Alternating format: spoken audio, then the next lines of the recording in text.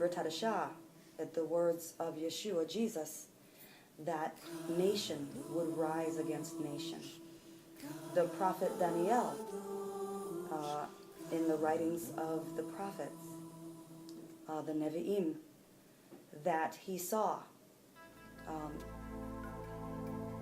the Ancient of Days giving a rulership to one who looked like the Son of Man, and how that Son of Man, his kingdom and his dominion will have no end.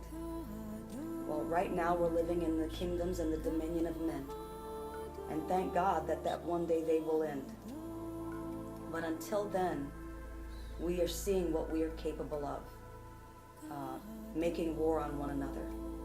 And when those wars are defensive, of course we understand. Nations need to defend themselves against hostile nations. But there is another thing that we often don't like to look at.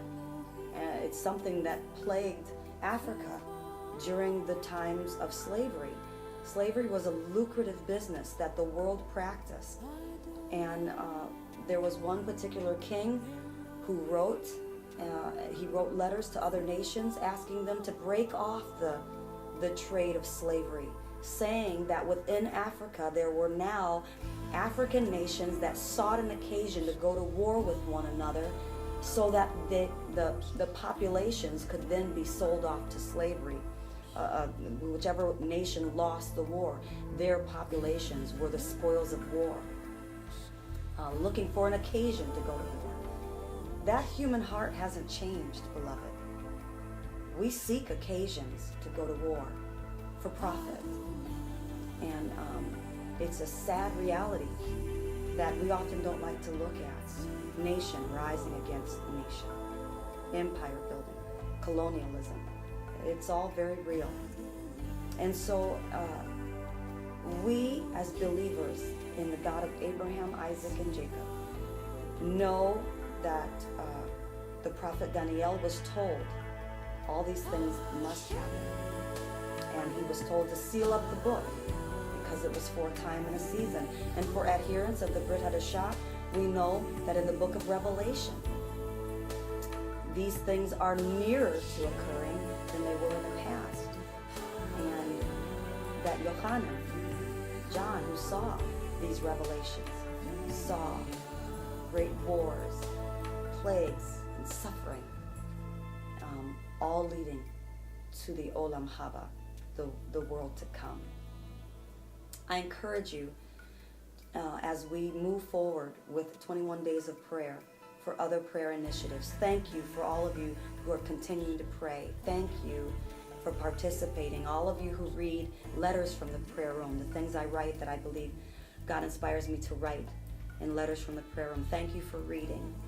And for those of you who are following our journey at the School of Worship and via YouTube, I'm going to be moving towards sharing some things on prayer. And I hope that this would be a blessing for you. And see our next blog where I'll be talking about the garden of prayer. I don't want to use prayer as an emergency room when I hear about some horrific event. I want prayer to be a place that is cultivated, a place where I dwell with God, not just in what breaks my heart, but where I dwell with God in joy and in adoration, in worship, where I receive inspiration, and yes, where I spend time supplicating on the behalf of others. Not just for people that are in turmoil and in pain, but where we supplicate for our children, for them to succeed and for them to be inspired, for them to make choices where they live for God according to Torah, according to His ways and His statutes and His commandments. I leave you with this thought. My father used to always quote, "Men are always to pray and not to faint." Don't be weary. Don't be faint. Continue to pray, because as we cultivate our lives in prayer, it is there where God also answers and refreshes and restores us so that we can continue to cultivate the garden of prayer. Blessings to you. I look forward to vlogging some more and again, and I hope that you're encouraged to continue to pray.